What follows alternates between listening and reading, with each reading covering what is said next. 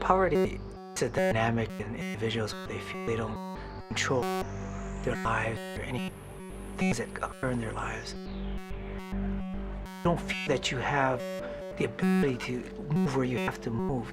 You feel that the environment controls you as opposed to you being able to control your destiny.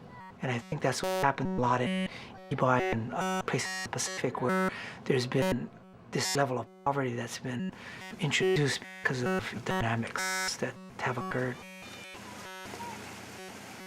So in a place like Ibai, where poverty is so deeply entrenched, how do you eradicate tuberculosis?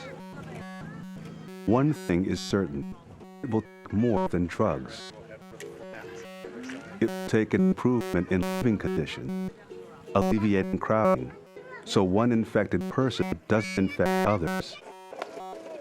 Improving nutrition so people's immune systems have the strength to fight off the disease.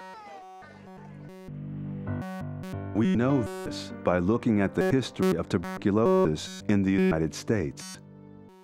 In the early 1900s, tuberculosis was a leading killer in America's crowded urban slums.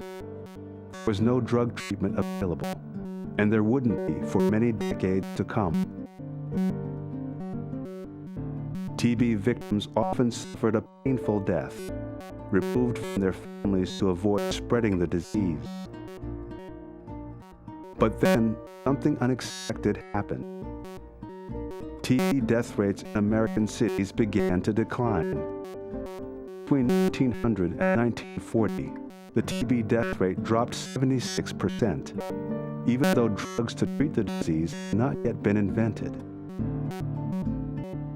What made the difference?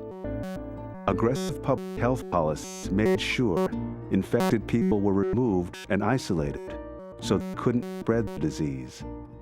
Equally important, social reforms brought better housing, better nutrition,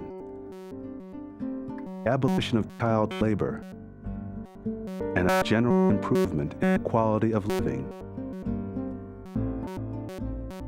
With the advent of antibiotics in 1944, the death rate declined even further. Both of those things are important for tuberculosis. Improve the overall living conditions and nutritional status, and as soon as someone gets sick with tuberculosis, treat them. It's like a very shameful thing. Once you get TB, they don't want people to, they don't want to come to the hospital. It's gradually going down, but I think it's not going to go away all of that and something like that. Social and political reforms have been slow to come to the Marshall Islands. Oh, come on. For many Marshallese, there's another option. Springdale, Arkansas, near the Oklahoma border. An estimated 10,000 Marshall Islanders have migrated here ever since one Marshallese man arrived in the 1980s, got a job at Tyson's Foods.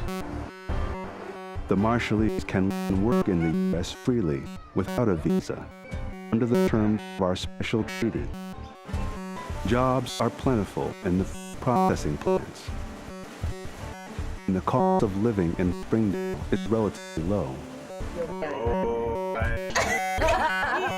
Life in Arkansas is much easier, healthier.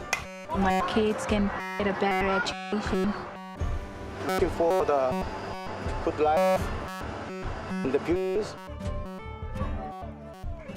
Even though the Marshallese here can leave the impoverished conditions of their homeland behind, they can't leave behind the effects of having lived in poverty. Not surprisingly, rates of TB and other infectious diseases among the Marshallese in the U.S. are far above the national average.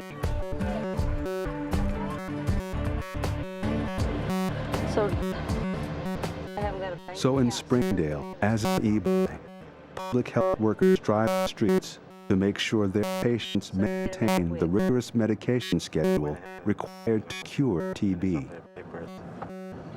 Public health nurse Sandy Hainline believes the high disease rate, results from the pressures of making a new life in an unfamiliar place. I think this is where Kevin works. And it's stressful moving here.